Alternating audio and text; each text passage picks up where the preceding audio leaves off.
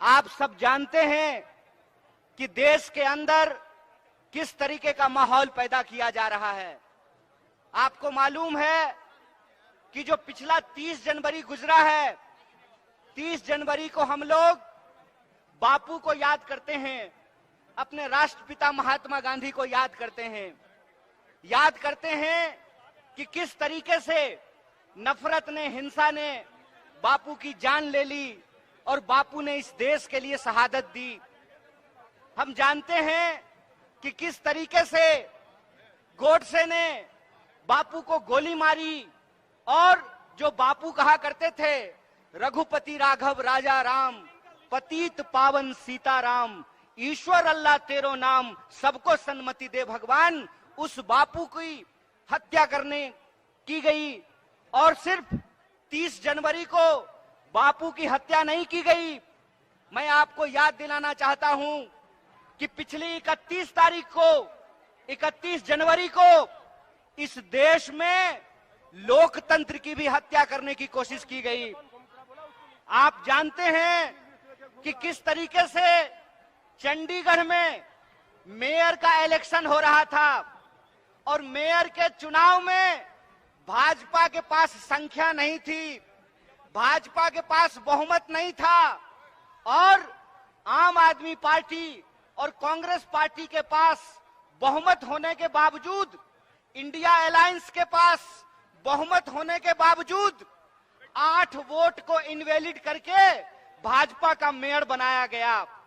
जब चंडीगढ़ में यह साजिश रची जा रही थी, ठीक उसी वक्त झारखंड की इस महान भूमि पर एक भाजपाई साजिश रची जा रही थी।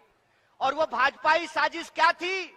भाजपाई साजिश ये थी कि इंडिया अलायंस का बहुमत होने के बावजूद हेमंत सोरेन झारखंड के मुख्यमंत्री थे और मुकदमे में फंसा करके एक सरकार को गिराने का प्रयास किया गया और एमएलए को खरीदने का प्रयास किया गया। और आप सबको हम बधाई देना चाहते हैं, झारखंड के आप तमाम माताओं बहनों का, कि ये आपका आशीर्वाद है कि इंडिया अलायंस रांची में कायम है। हमने उनके दांत खट्टे कर दिए हैं, हमने विश्वास मत हासिल कर लिया है और श्री चंपई सोरेन झारखंड के मुख्यमंत्री बने हुए हैं। इस बात की चर्चा मैं आपके सामने क्यों कर रहा हूं? इस बात की चर्चा हम आपके सामने इसलिए कर रहे हैं कि है झारखंड के माताओं बहनों, है झारखंड के नागरिकों, है झारखंड के निवासियों, आपको एक बात समझना पड़ेगा।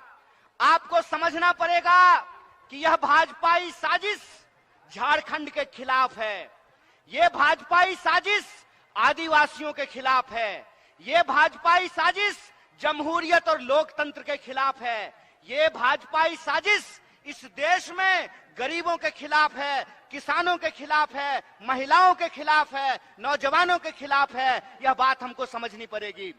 हमको समझना पड़ेगा कि आज हमारे साथ किस तरीके से एक एक करके हमारे हक और अधिकार छीने जा रहे हैं। हमको समझना पड़ेगा कि किस तरीके से लोकतंत्र का गला दबाया जा रहा है। हमको समझना पड़ेगा कि आज हमारे आप तमाम लोगों की लड़ाई क्या है, संघर्ष क्या है, इस बात को हमको समझना पड़ेगा।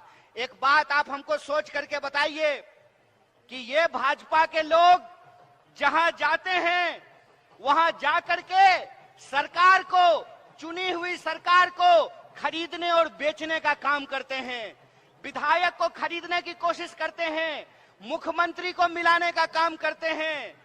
बिहार में इन्होंने, आपने देखा क्या किया।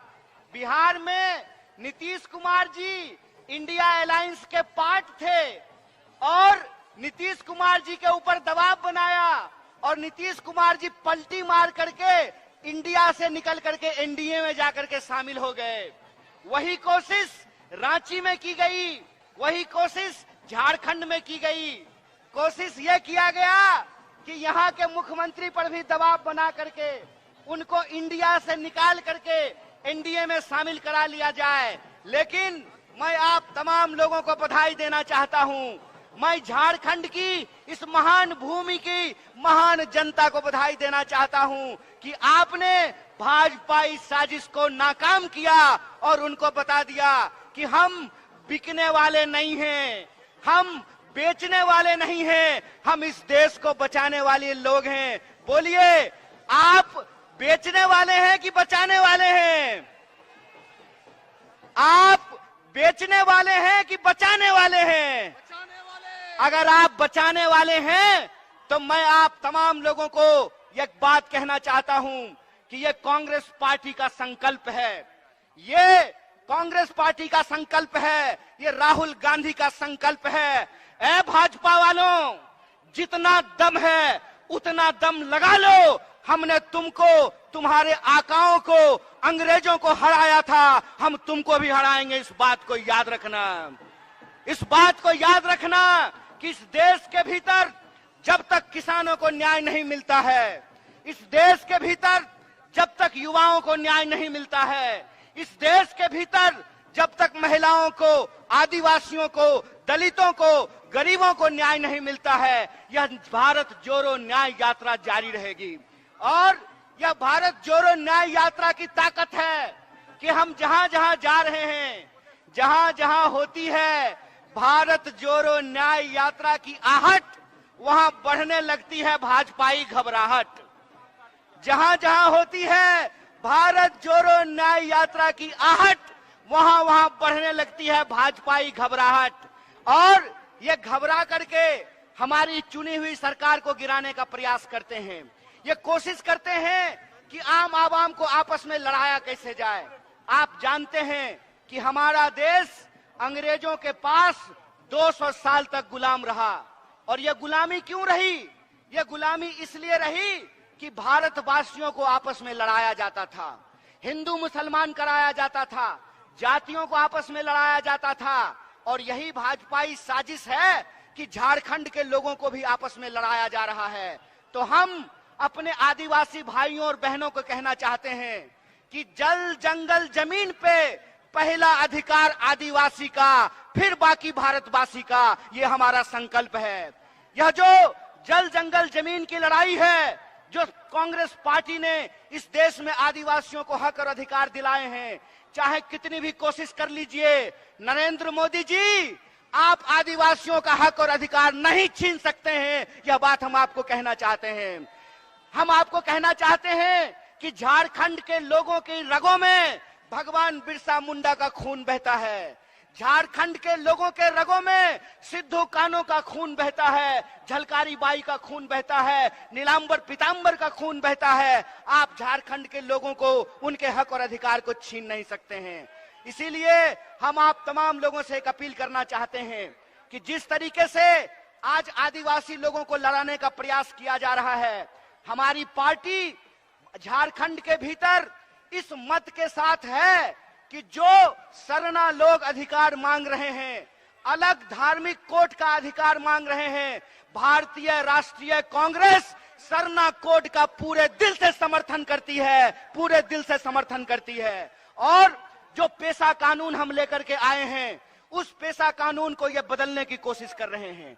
जो पब्लिक सेक्टर कांग्रेस पार्टी ने बनाया, बोकारो में स्टील प्लांट खोला, धनबाद, बोकारो, टाटा, तमाम जगह पे जो पब्लिक सेक्टर बनाए गए, आज नरेंद्र मोदी जी उस पब्लिक सेक्टर को बेचने का काम कर रहे हैं। इसीलिए मैं अपने गरीब भाई बहनों से कहना चाहता हूं, ऐ भाइयों और बहनों, एक बात याद रखिएगा, बिन हवा न पत्ता हिलता है, बिन लड़े न कुछ भी मिलता है। इसलिए हमको अपने हक और अधिकार के लिए लड़ना पड़ेगा। बोलिए, आप अपने हक और अधिकार के लिए लड़ने के लिए तैयार हैं कि नहीं है? दोनों हाथ उठा करके बोलिए, तमाम लोग बोलिए कि आप अपने जल जंगल जमीन के लिए लड़ने के लिए तैयार हैं कि नहीं है?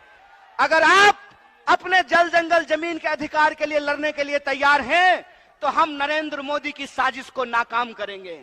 देश को बांटने की जो साजिश है नरेंद्र मोदी की, उसको हम नाकाम करेंगे। हम आरएसएस और बीजेपी की साजिश को नाकाम करेंगे। यह देश 140 करोड़ लोगों का था, है और रहेगा। इस देश में सबका अधिकार बराबर रहेगा। डॉक्टर बाबा साहब भीमराव अंबेडकर ने एक संविधान लिखा है। उस संविधान की ताकत यह है कि इस देश में तमाम इंसान के अधिकारों को बराबर किया गया है। मैं आपसे कहना चाहता हूं कि हमारे और आपके बीच में क्या रिश्ता है। हमारे और आपके बीच में संविधान का रिश्ता है। और संविधान का रिश्ता क्या होता है? संविधान का रिश्ता यह होता है कि ये जो मंच पे बैठे हुए लोग हैं,